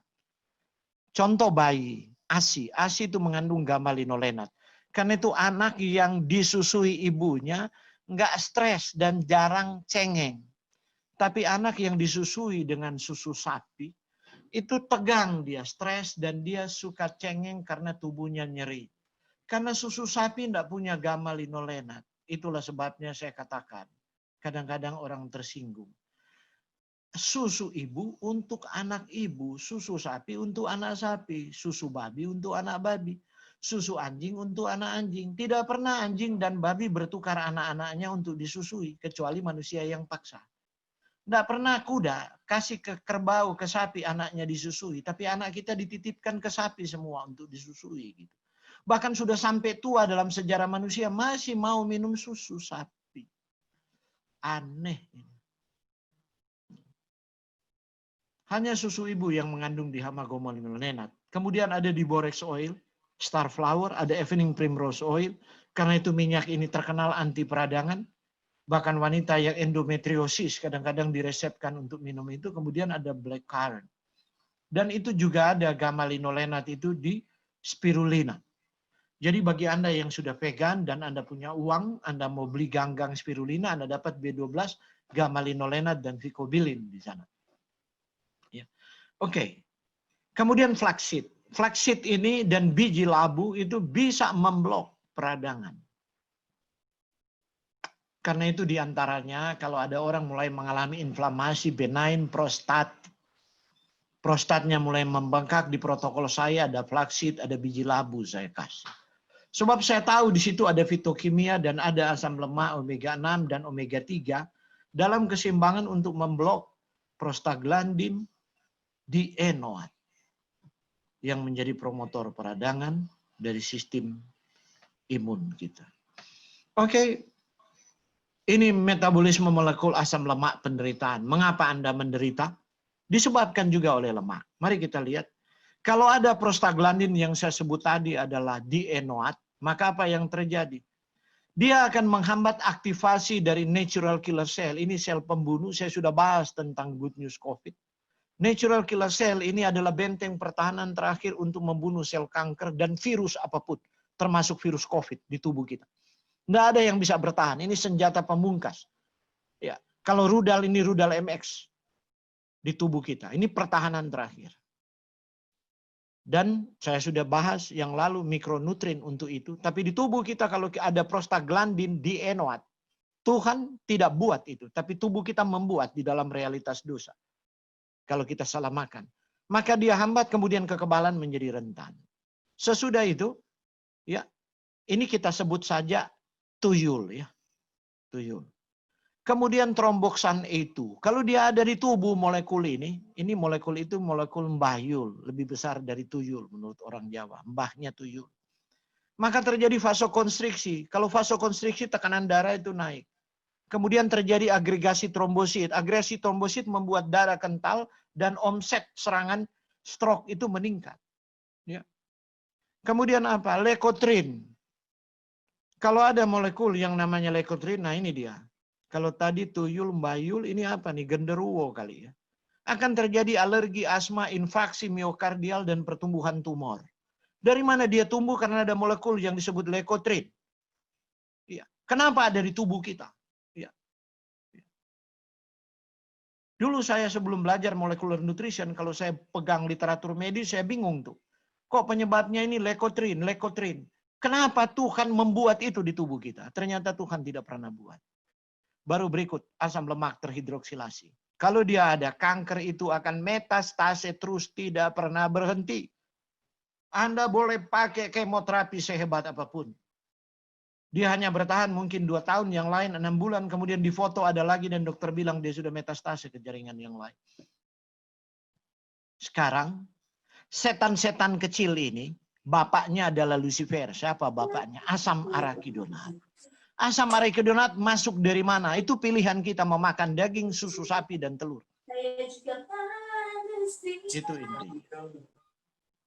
Jadi saudara, kenapa kanker? Saya katakan, bertobat makan daging, susu, dan telur. Stroke juga. Tapi orang musuhi waworuntu. Itu mulutnya terlalu pedas. Tapi saya bicara ada sains di belakangnya. Ini disertasi dari pemenang 2 hadiah Nobel. Kemudian saya ringkaskan ini. Jadi saya bicara Tuhan benar. Ya, ini sains membuktikannya. Ini dikuburkan di MIT. Sebab kalau Anda mulai mengerti mekanisme ini, ya, Anda tahu ada yang akan rugi besar. Kalau kanker Anda bisa terkendali dengan nutrisi dan penyakit kardiovaskular Anda bisa dikendalikan dengan nutrisi, termasuk diabetes. Saudara, yang berikut adalah bagaimana minyak diproses. Ini bagian terakhir, memengaruhi kesehatan kita. Cara pemrosesan minyak, penyulingan mempengaruhi kadar nutrisi. Ya, contoh, bentuk terbaik, proses terbaik itu cold press, extra virgin oil, atau mechanically expeller extracted. Itu unrefined oil, extra light olive oil.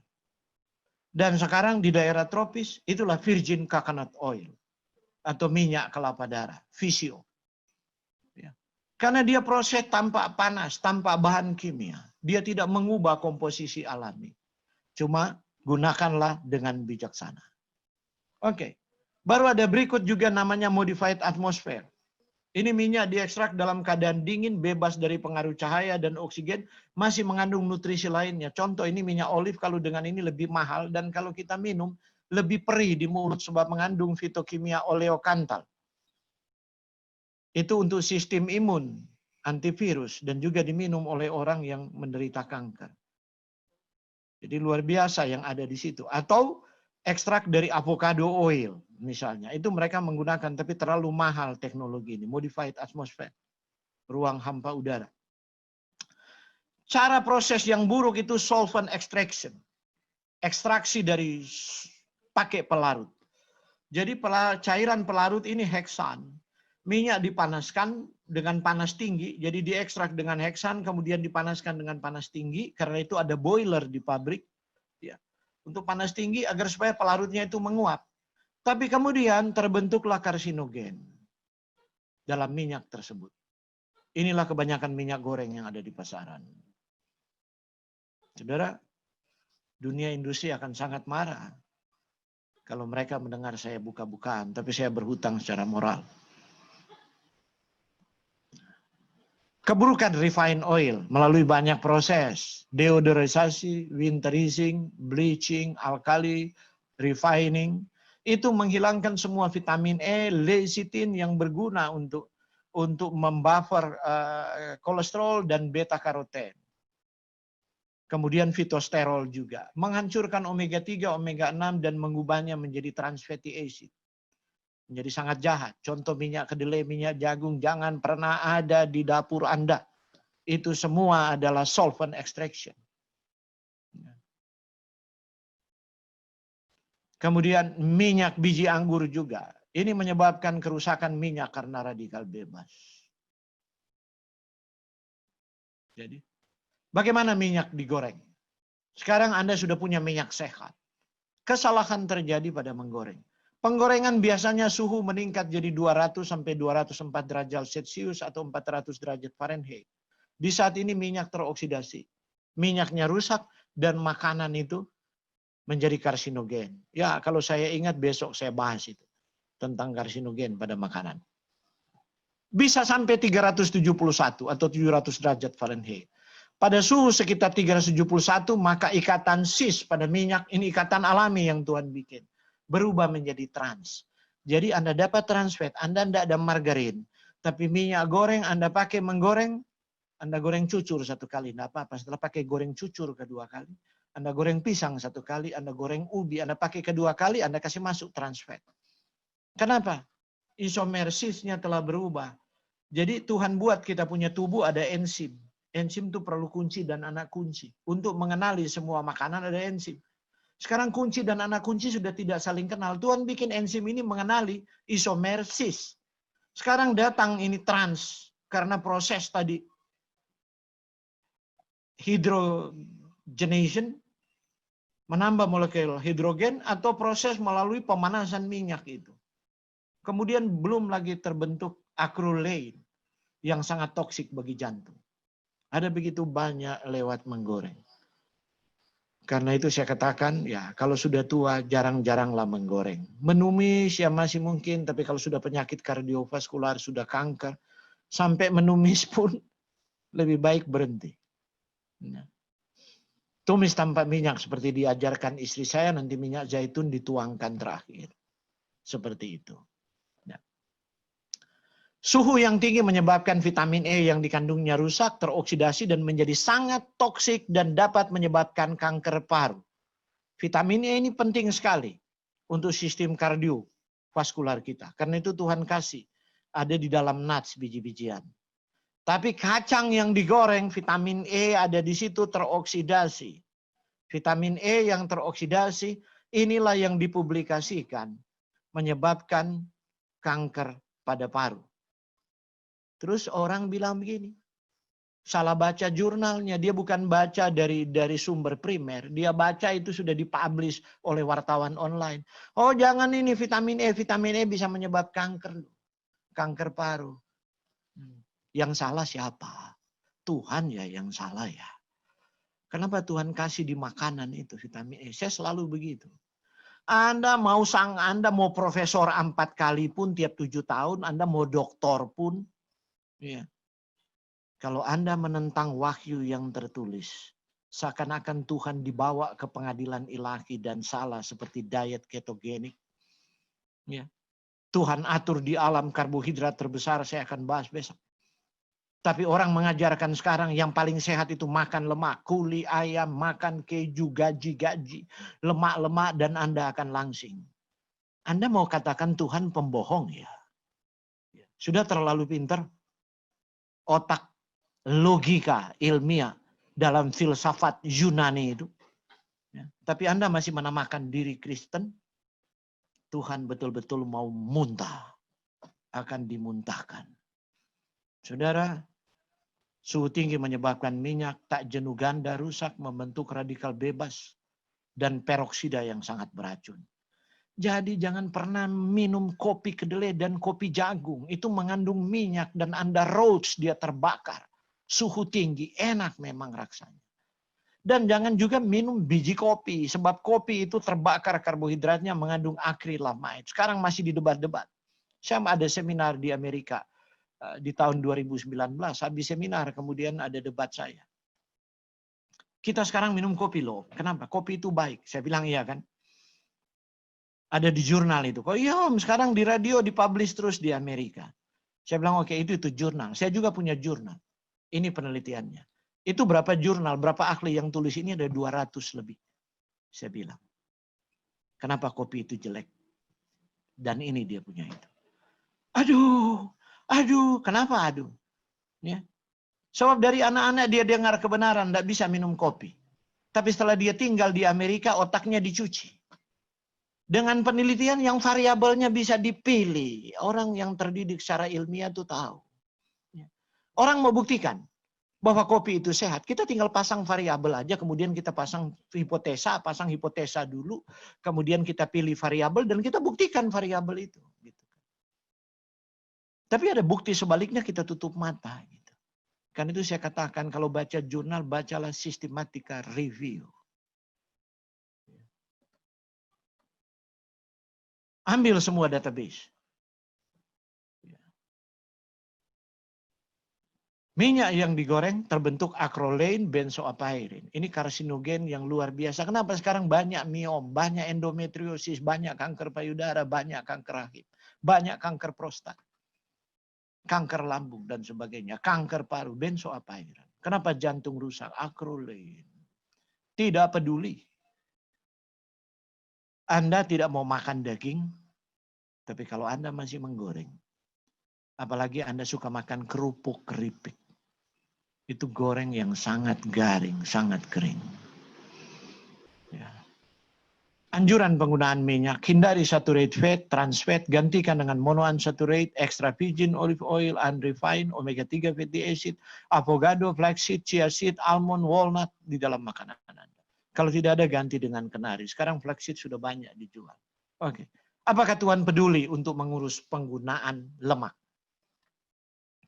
Minyak dan lemak. Ini sesi kita yang terakhir. Saya sudah berjanji, sains dulu, kemudian jika kita masih ragu-ragu, inilah firman Tuhan. Tuhan mengizinkan makan daging sesudah peristiwa air bah. Tapi kita tahu umur berkurang, kita sudah bahas tadi malam. Tapi dengan pembatasan ini, daging itu halal. Imamat 11 ayat 1-30. Tapi dengan syarat Imamat pasal 3, sayangnya orang Advent cuma suka baca Imamat 11. Tidak suka Imamat pasal 3. Saudara, harus baca kitab Imamat dari awal. Di pasal 3 Tuhan sudah kasih syarat. Tanpa lemak dan darah. Dan saya sudah sampaikan tadi malam. Ya. Kalau ayam itu Anda buang semua lemaknya. Anda buang darahnya, silakan rasa kalau rasanya masih enak. Yang bikin ayam enak itu karena kaldunya. Itulah sebabnya Anda beli kaldu yang sudah jadi, kemudian Anda masak tahu dan tempe. Kalau itu kaldu ayam, rasa ayam juga. Hati-hati. Saya dulu orang vegetarian begitu, makan tahu dan tempe. Tapi tidak bisa lupa rasa sapi dan ayam. Jadi beli kaldu sapi, beli kaldu ayam. Aduh, betul-betul kebodohan. Imamat 3 ayat 17b, inilah satu ketetapan untuk selamanya bagi kamu turun-temurun di segala tempat kediamanmu. Janganlah sekali-kali kamu makan lemak dan darah. Orang kemudian berteologi, ini untuk orang Israel kok.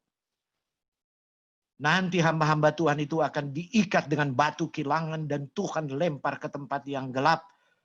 Di tubir maut yang di sana cuma ada katak gigi karena mereka telah menipu orang-orang Kristen yang telah dibeli oleh darah Yesus. Mereka pikir firman ini hanya untuk itu. Pertanyaan saya, ada apa kenapa Tuhan setengah hati harus larang lemak dan darah? Kasih daging tapi larang lemak dan darah. Tuhan sudah tahu. Tuhan kasih makna tetap mereka mau berontak makan daging. Tuhan masih berbelas kasihan, ini bangsa yang keras kepala. Tapi kalau Tuhan izinkan mereka makan the whole dari meat itu, mereka akan mati lebih cepat. Itulah Tuhan tahan kematian itu dengan menghilangkan darah dan daging dari hewan itu. Mereka masih bisa mencapai 120 tahun.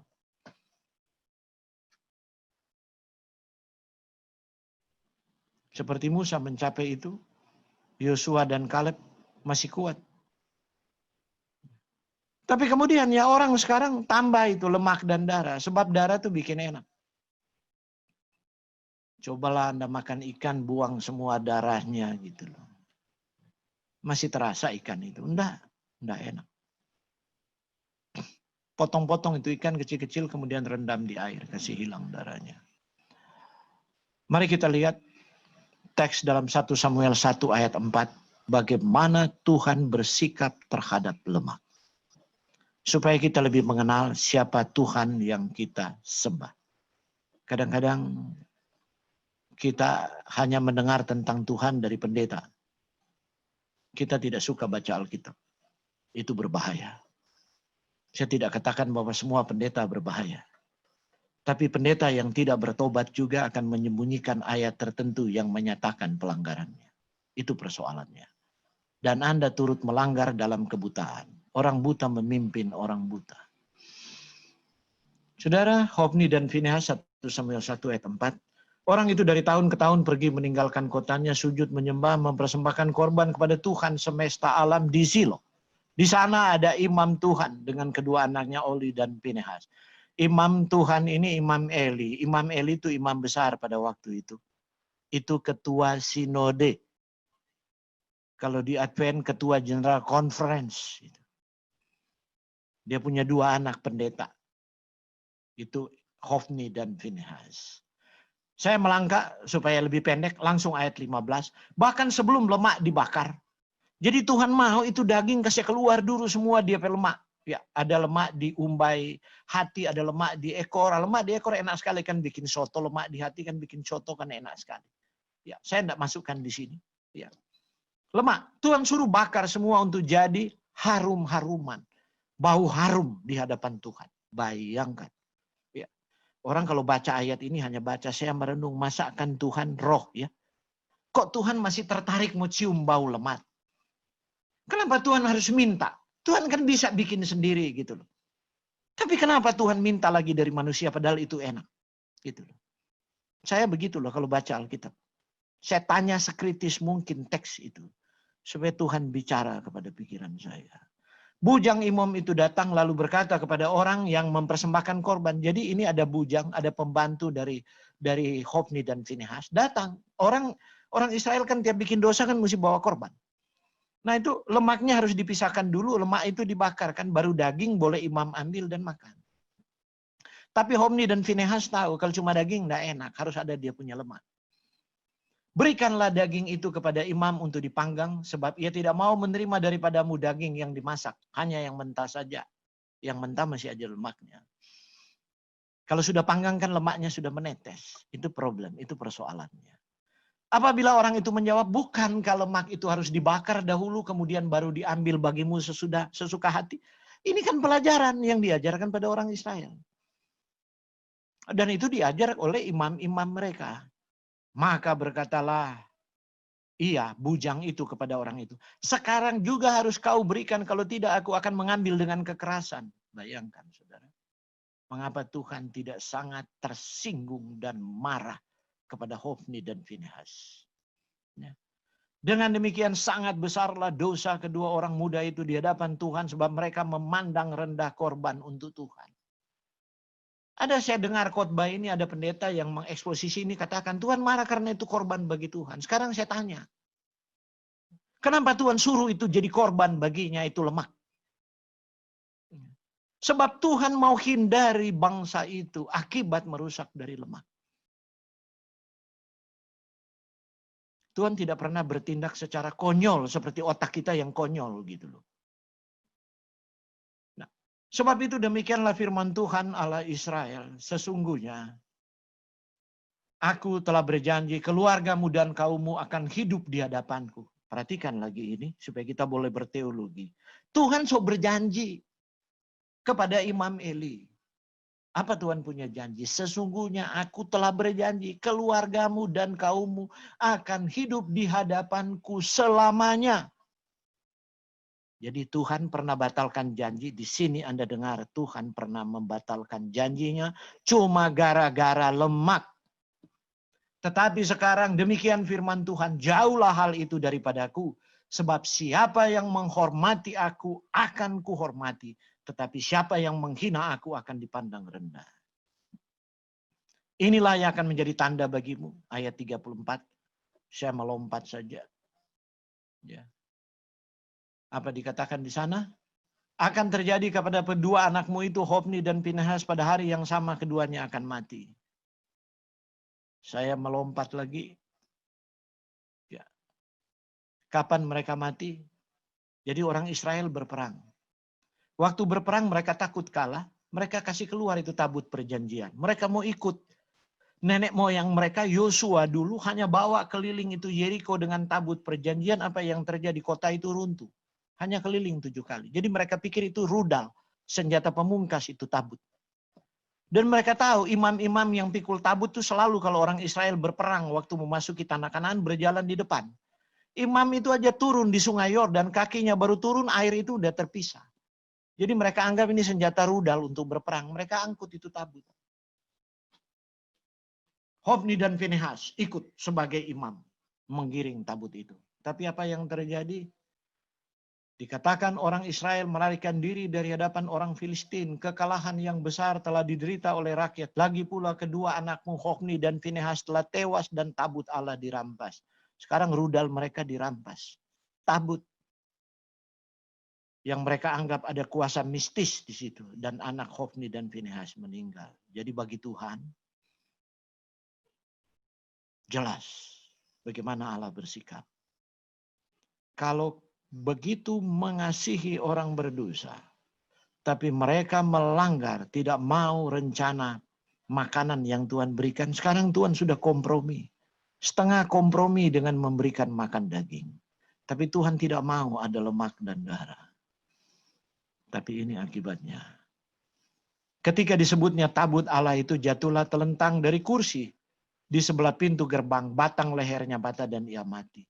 Satu kematian yang sangat tidak terhormat bagi ketua sinode. Ya. Saudara, catat. Ya. Mari kita renungkan ini. Sebab telah tua dan gemuk orangnya. Rupanya, ini tafsiran saya. Eli itu masa enggak tahu sih anak-anaknya suka makan begitu. Jangan-jangan Eli juga. Ya. Enggak akan ada yang jadi gemuk kalau tidak ada lemak hewan yang masuk. Akan bertambah gemuk maksudnya. Terlalu gemuk sampai teks ini katakan bahwa dia boleh kepleset dan patah batang leher. Tapi Tuhan telah mengizinkan ini. Saudara, firman Tuhan ini sangat tidak enak. Ya. Tapi itu kenyataan. Dan sains membuktikan mengapa Tuhan melarang lemak hewan. Sementara Tuhan tidak melarang lemak pada tumbuh-tumbuhan. Saya cari teksnya tidak ada. Sementara sains membuktikan lemak pada tumbuhan, jika kita gunakan dengan cara yang bertanggung jawab, yang seimbang, itu sehat untuk jantung dan pembuluh darah kita. Itu sehat untuk diabetes. Diabetes akan saya singgung besok. Dan itu sehat untuk kanker. Tapi karena kita waktunya terbatas, saya tidak membahas tentang kanker. Tuhan memberkati kita. Mari kita merendahkan diri di hadapan Tuhan. Kita bersama-sama berdoa. Bapa di dalam kerajaan surga. Terima kasih Tuhan. Karena kasih karunia-Mu. Engkau telah memberikan Yesus anak-Mu yang tunggal. Mati menggantikan kami. Oh Tuhan, betapa Engkau sungguh mengasihi kami. Itulah sebabnya di dalam kehendak-Mu, Engkau telah memberikan panduan tentang makanan yang baik bagi tubuh kami dan makanan yang akan membunuh kami lebih cepat daripada rencana Tuhan. Itulah sebabnya di dalam Alkitab ada peraturan makanan yang Engkau berikan Tuhan. Sayangnya ada begitu banyak dari kami orang Kristen menganggap peraturan-peraturan makanan ini hanyalah Taurat untuk orang Israel. Tuhan, kami tahu Roh Kudus-Mu berduka saat kami menentang firman-Mu. Ampuni kami. Malam ini kami dibukakan otak ilmiah kami, otak rasional kami, dengan berbagai penelitian sains yang Tuhan izinkan akhir-akhir ini untuk mengungkapkan agar supaya otak yang paling skeptis pun tidak dapat membantah lagi bahwa Engkau benar adanya. Tuhan Khalik langit dan bumi. Engkau yang merancang alam semesta, merancang alam dan kami manusia. Engkau tahu apa yang terbaik bagi kesehatan kami. Terima kasih Bapa, kasih karunia-Mu yang tidak dapat kami balas. Bahkan dengan seluruh hidup kami, karena hidup ini pun adalah kasih karunia. Oleh sebab itu kami mohon dengan rendah hati, tambahkanlah iman kami Tuhan. Agar kami boleh percaya Engkau dan mengasihi Engkau. Terima kasih Tuhan Yesus, oleh pengorbanan-Mu Engkau bukan hanya menebus kami untuk hidup yang kekal nun di sana, di dalam kerajaan sorga dan di dalam dunia baru yang akan datang. Tapi hidup yang sehat dan diberkati juga kini di dunia ini, di sini di mana kami sedang hidup di dalam sejarah kami. Kami mau serahkan hidup kami kembali ke dalam tangan-Mu ya Tuhan. Teristimewa malam ini saat kami tidur di pembaringan kami. Kami mengucap syukur karena Tuhan mengirim malaikat kudus-Mu.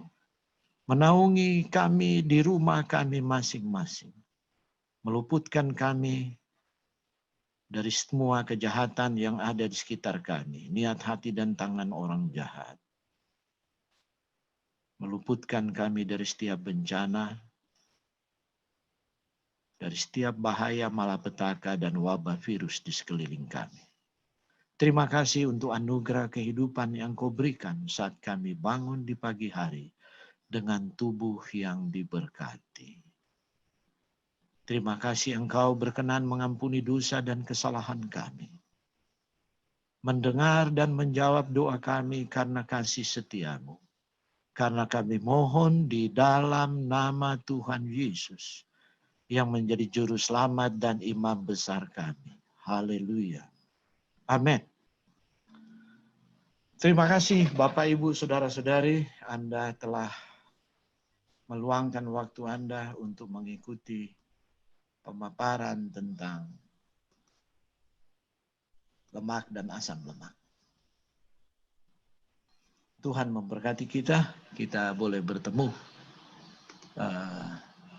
Besok saya lihat malam ini sampai akhir ini ada 88 orang ya. Terima kasih, puji Tuhan. Ya, ada banyak orang yang saya kenal di sini. Ya.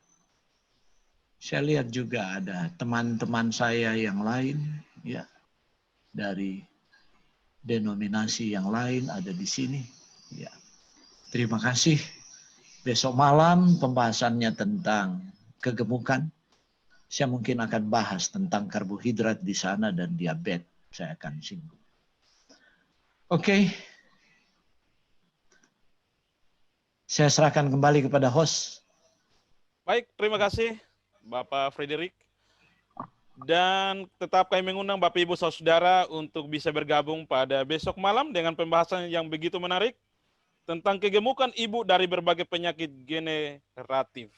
Pak Bane pernah memfasilitasi saya KKR kesehatan di.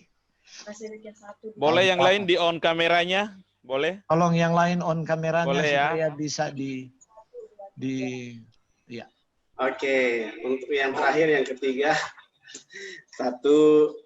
Sebentar. Oke, ulang. 1. Sebentar, masih pada on. Sebentar Pak Pendeta.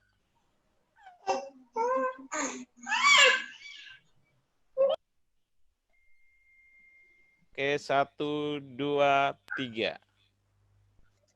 Oke. Udah ya semua.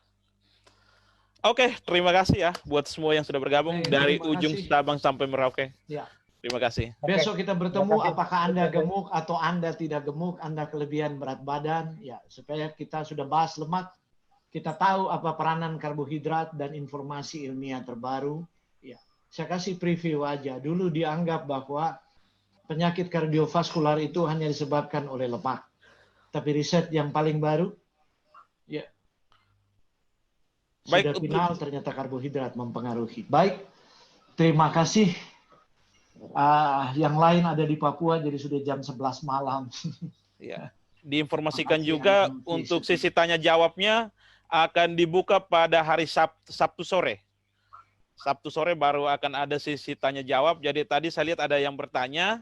Mohon maaf belum bisa dijawab. Tadi belum ada, bisa dijawab. Semua di pool di Sabtu sore ada waktu lebih panjang ya. Oke.